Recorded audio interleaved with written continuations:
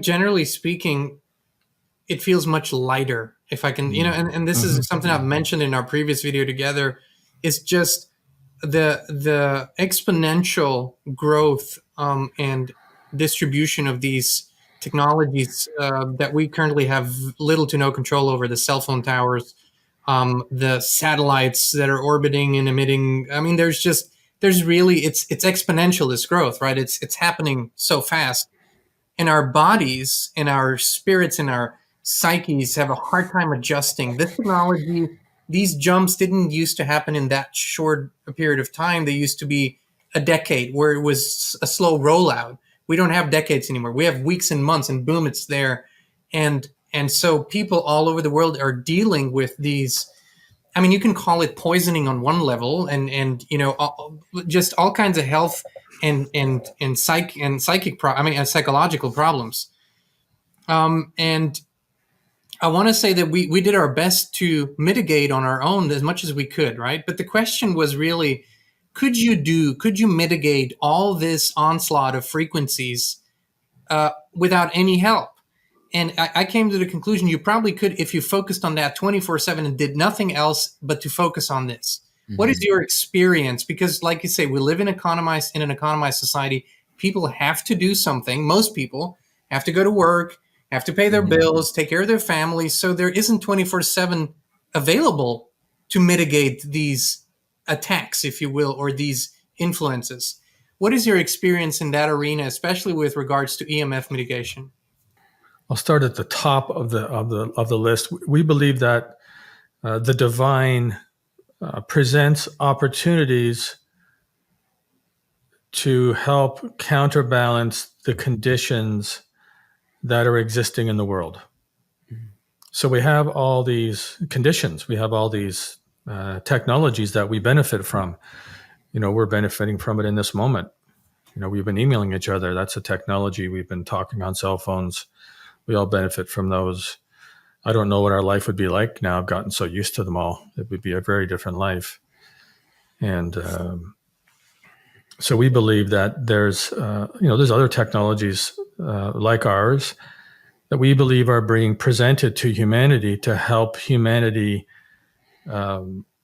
compensate for enough of the influence that the influence then is not overwhelming, but is a stimulus for evolution, right? Because humans are extremely adaptable. We're the most adaptable creature on the planet.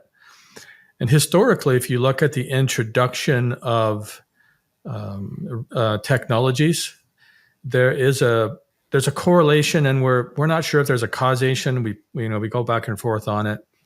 That every time that humanity introduces significant new technology like the radio, there is an adaptation period for the species where we go through this. We adapt to the influence, and there's a period where maybe if your nervous system or your immunity isn't as strong, you'll have a harder time with it.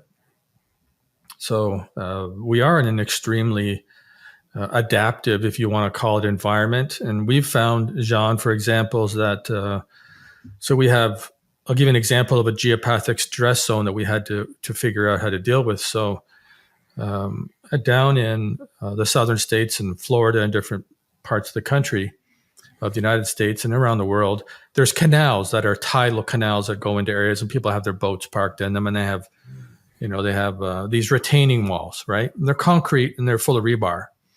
And over time, the concrete deteriorates and the rebar gets exposed.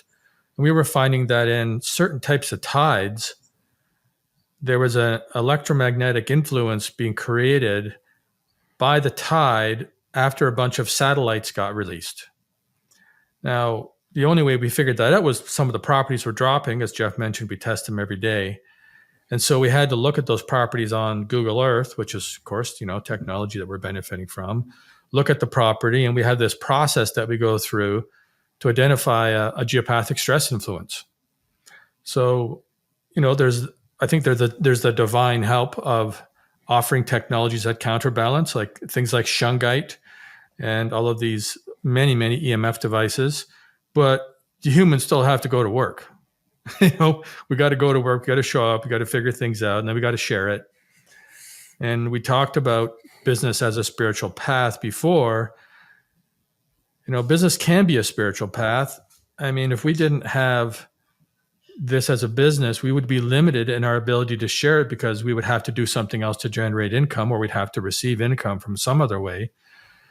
So business can be a conduit for sharing the counterbalancing effects that divinity is offering to humanity.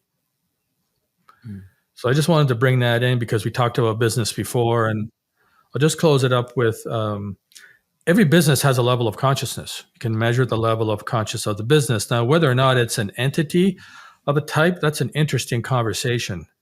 I don't know where to go with that one at this moment, but the level of consciousness of the business will go up. And so it creates possibilities that weren't there before. Typically, resistances are removed and there's a flurry of positive activity. That's typically what happens. Now, what also happens is that your level of consciousness going up on the service, the other person's level of consciousness going up on the service. So that's another possibility.